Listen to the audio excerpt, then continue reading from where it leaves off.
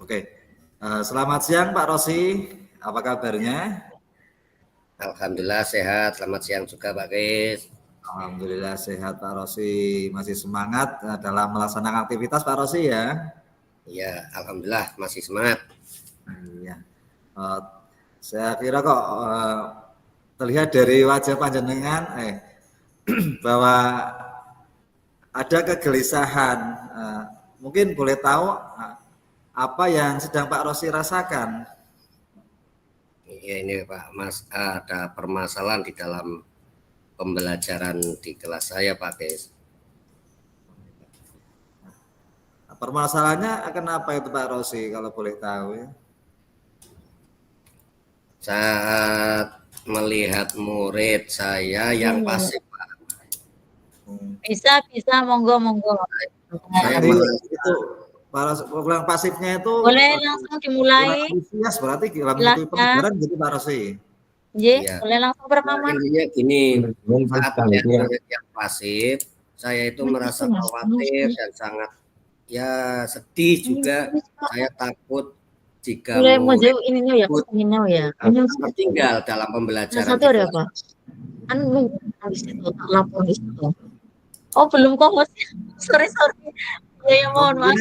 Ini mau Bu Wina atau mau Bu Lulut nih? Penyebabnya apa itu Pak Rosi ya? Bu Wina apa Bu Lulut? Ada banyak yang oke. Ini tak jadikan code-nya, mohon maaf. Menyebabkan murid di dalam kelas itu tidak pasif. Salah satunya mungkin murid tersebut merasa tidak percaya diri Pak Kris. Faktor lainnya adalah terdapat kemungkinan juga bahwa murid tersebut tidak tertarik dengan materi pelajaran di dalam kelas. Berarti kurang antusias intinya Pak Rosi ya, itu untuk pembelajarannya itu ya Pak Rosi ya? Iya, betul. Selain faktor tersebut, mungkin ada kondisi dari permasalahan mungkin dari eksternalnya itu Pak Rosi? Iya, ada. Tentu ada itu dari orang tua murid, dari orang tua murid tersebut mengatakan bahwa anaknya itu sering bermain di rumah, tidak suka belajar. Berarti di rumah itu senangnya main sama bermain, tidak mau belajar. Berarti lebih banyak bermainnya daripada belajar, nah intinya gitu ya? Iya betul, berarti anak itu senangnya main, kalau disuruh belajar itu tidak mau, itu dari orang tua. Pantesan dari tadi Pak Rosi kok kayaknya sedang memikir sesuatu. Kemungkinan tindakan apa yang Pak Rosi itu untuk membantu murid tersebut biar lebih aktif, kemudian bisa semangat untuk mengikuti pelajaran Pak Rosi? Untuk rencana saya adalah mengajak murid tersebut untuk berpartisipasi aktif dalam pembelajaran di kelas. Itu salah satunya. Kemudian selain itu saya akan mengajak untuk turut serta dalam kelompok bersama murid dengan murid yang lain. Berarti saya mau mengelompokkan anak tersebut untuk bekerja kelompok dengan murid yang lain. Oh, berarti intinya Pak Rosi nanti itu ya menjadikan murid itu tuh biar ada kerjasama kelompoknya, membuat kelompok kecil gitu ya? Iya betul. Kemudian melakukan pendekatan kepada murid untuk berpartisipasi aktif. Contohnya misalnya seperti apa Pak Rosi ya? Untuk saya akan menjadwalkan pertemuan rutin untuk membahas perkembangan belajar murid tersebut. Kemudian Pak Rosi, tadi kan membantu murid untuk lebih efektif contohnya misalnya seperti apa Pak Rosi biar lebih efektifnya contohnya biar siswanya semangat dan antusias tidak pasif lagi. Contoh realnya seperti apa? Oh ya, ya yang pertama saya akan berbicara empat mata dulu dengan murid tersebut, kemudian akan memberikan arahan positif kepada murid tersebut agar aktif di kelas dengan pendekatan ya saya empat mata dulu untuk menemui anak tersebut.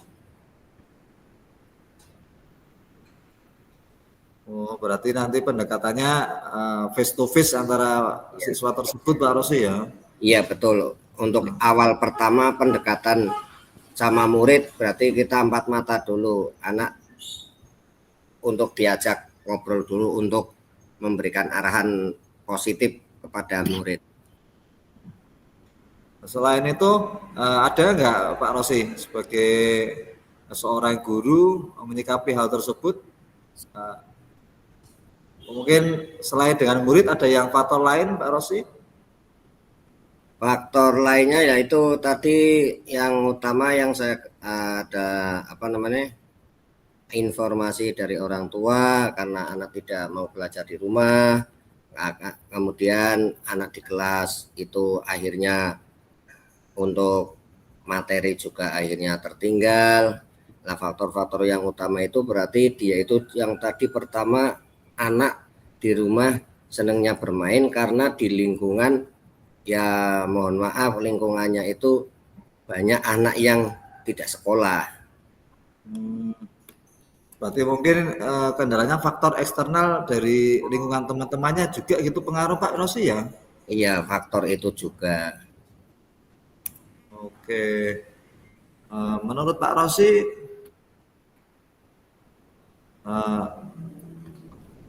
perlu nggak berkolaborasi dengan orang tua atau pihak-pihak terkait, misalkan teman sejawat atau guru lain, atau mungkin yang lebih luas lagi teman kita mengajar antar sekolah untuk coba sharing mengatasi hal tersebut Pak Rosi.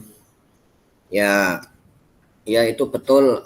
Saya sudah melakukan ya istilahnya ada permasalahan ini, kemudian saya juga minta saran atau kritik berkolaborasi dengan guru sejawat.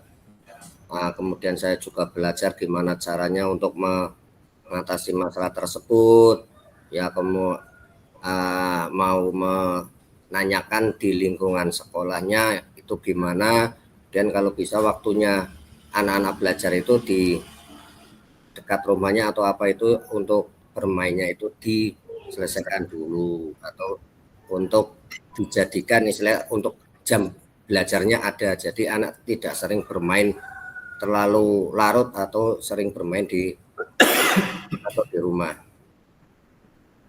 Berarti memberikan semacam itu Pak Rosi ya, pendekatan juga kepada pihak keluarga, memberikan pemahaman gitu Pak Rosi, intinya gitu ya Pak Rosi ya?